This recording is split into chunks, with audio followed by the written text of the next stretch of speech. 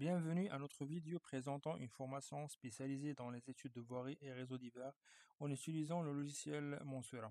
Donc, cette formation vise à fournir aux professionnels du génie civil les compétences nécessaires pour concevoir, dimensionner et modéliser les infrastructures routières et réseaux divers d'une manière très efficace et précise. Donc, le programme de la formation elle se présente comme suit.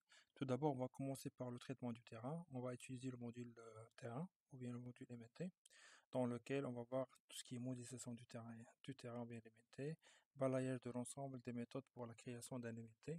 Bien sûr, on va voir plusieurs outils d'analyse d'un MT. D'accord? Donc, par la suite, on va passer au deuxième point, c'est le projet linéaire.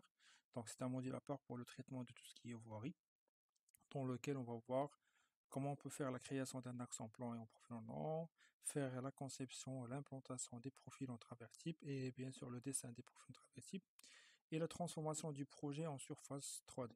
D'accord?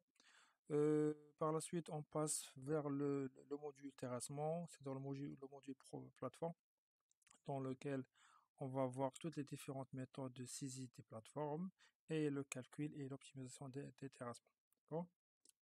Donc par la suite, on va voir le module assainissement dans lequel on va faire le dessin, le calage des réseaux d'assainissement. Bon, avant de commencer, on va balayer toutes les recommandations techniques utilisées en assainissement. Comment on peut faire le dessin des réseaux d'assainissement, qui sont les normes en vigueur. On va faire le calage asymétrique des réseaux, la gestion des profils en nom et l'habillage des réseaux.